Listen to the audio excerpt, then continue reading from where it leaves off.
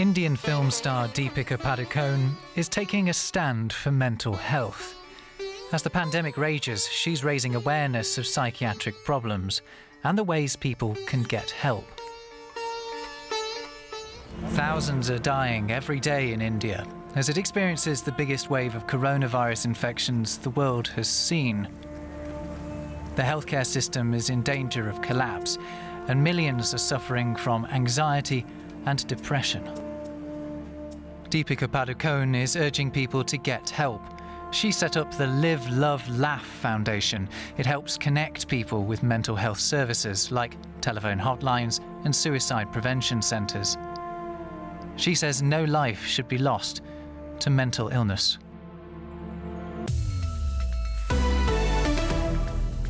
I'm Rob Watts in Berlin. Welcome to this DW COVID-19 special.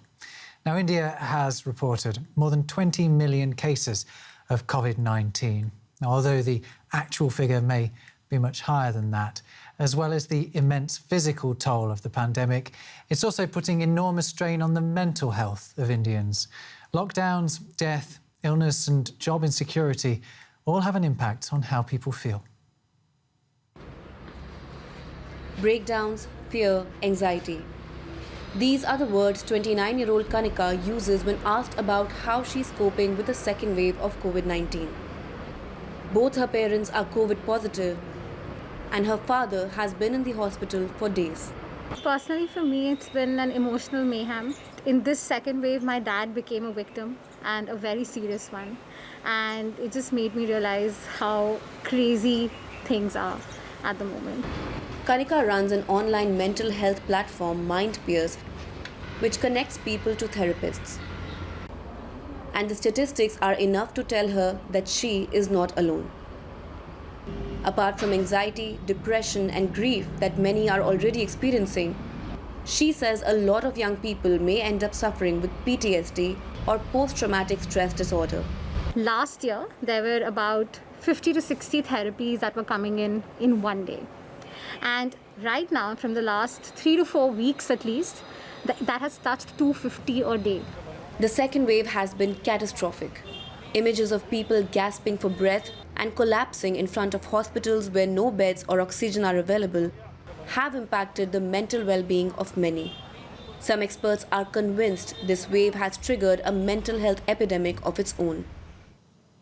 Well, we can now speak to Dr. Samir Parikh, who joins us from Gurugram near Delhi. He leads the Department of Mental Health and Behavioural Sciences at Fortis Healthcare. Thanks for joining us. We've just been hearing from Indians, particularly young Indians, talking about their struggles with their mental health during this pandemic.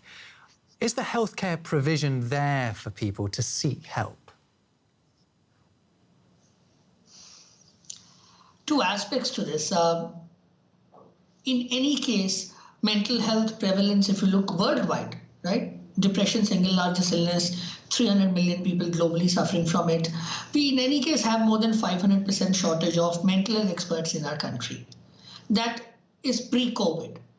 Now, what we need to understand is that, yes, more conversations may be happening around mental health. A lot more people are talking about mental health. So mental health services or provisions are not merely about experts and expertization when it comes to our part of the world. It will also involve the family support, friends, social media, communicating with your primary physicians, and at multiple levels, the kind of psychosocial support and guidance, that's what we are working with right now. You mentioned help coming, I suppose, from within communities rather than necessarily from healthcare professionals. But one of the things about India is that it's enormously diverse. Does that make it challenging to ensure that all groups are getting the sort of help that they need? But that's an obvious. I mean, even if you look at, and again, I need to use the pre-COVID example because it gives the context to it, that we largely have most experts belonging to the mental health fraternity in urban India. And as you move down to rural India, the percentage of experts would come down. So what happens is that accessibility reduces. The moment accessibility reduces, naturally there is more stigma, there is more stereotypy, there is more discrimination, there are more struggles because help is not available. I mean, it could be something as simple as, let's say, having an episode of anxiety and needing a certain form of expertise, both in terms of guidance or medications. So yes, it does make it difficult, but at the same time, I must say this, that right at the start of COVID, once telemedicine was allowed in our country, what it has shown all of us is that digital interface and telemedicine is probably going to be in years to come a more long-term solution for a diverse country like ours. Because you may have somebody sitting miles away, not having an expert for also miles, can now at just a click of a button get an expert advice, medications, counseling, sitting within the premises where they are because of the internet access. And I think that's the transition that COVID is bringing. And I truly believe that in years to come, the digital interface is going to bridge the various gaps we have in mental health services. Another change that you mentioned just earlier was that people are talking more about mental health now than before. Earlier in the programme, we mentioned a campaign by Deepika Padukone, who's an actor who's been talking about her own experiences of mental health. Is it possible that a positive change in attitudes could come as a result of the pandemic? It's a difficult one to answer, isn't it? At one level, I feel sad that would we need a pandemic to bring more conversations around mental health. Mental health conversations have been increasing over the past decade or not. The example if you gave of a very well-known celebrity is a conversation which is a few years now. So it's not during COVID. She's been talking about it much earlier. And when more and more people start talking about mental health issues, the fact that they've taken help, it does have an impact. We have to accept that role models and influencers have an immense impact, especially on the young population. That's an absolute fact. I think what's happening during COVID is that an individual may not realize that they are talking about mental health, but it is mental health that's been addressed. For example, the fear of getting an illness, or the fear of what if something happens to your family, fear of getting treatment on time. All of these anxieties and fear and stresses like examinations, results, jobs, economy, all of these psychosocial factors do give stress. So when people start talking about it, in a way, that's also primary intervention of mental health. Because rather than bottling it up, you are talking about it because you realize it's now universal. Right. A pandemic is a pandemic because it is pan.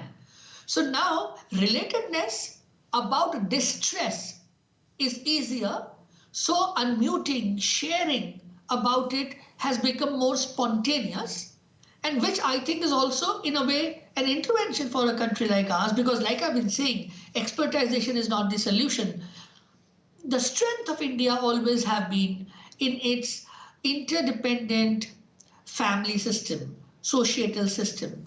So the more connected, engaged, and communication that happens in this societal milieu, which is the strength, which is out of all these diversities that we have, that continues to be a strength, the family system. Right. So the more this interaction increases, automatically your first level of mental health intervention is happening. Sure. So India's vastness is, in this case, perhaps its strength. Dr. Samir Parikh from Fortis Healthcare, it's been fascinating hearing what you've had to say. Thanks for joining us. Thank you. Now it's time to answer another of the questions you've been sending in to us. Today's is also about the effect of the coronavirus on the mind. Over to our science correspondent, Derek Williams. What are the neurological symptoms associated with COVID-19 and long COVID? COVID-19 can affect different people in very different ways, and a certain number of those who contract it develop neurological symptoms. By some calculations, actually, a lot more people experience them than people who don't. In the active phase of the illness, those symptoms can include dizziness, confusion, tingling or numb extremities, a loss of smell and taste, and in more serious cases, delirium, seizures, and stroke. Doctors say the neurological symptoms could be caused by a number of factors. In patients who have serious respiratory distress, for instance, oxygen deprivation in the brain can play a key role, but an out-of-control immune response could also contribute to symptoms. And in some patients, at least, the virus appears to also directly infect the brain or nerves. And some symptoms can persist or even first appear after survivors have supposedly recovered from COVID-19 as an aspect of this still undefined condition, often generically called long COVID. A recent large-scale study looking at a wide range of neurological and psychiatric outcomes in patients 6 months after infection found that around 1 in 3 had complaints in those areas, most often anxiety or mood disorders, so what are generally classified as mental health issues. And although there was some correlation with disease severity, with people who had bad cases of COVID-19 more likely to suffer serious neurological complaints, many long-term symptoms were also far from uncommon in people who had moderate cases of the disease.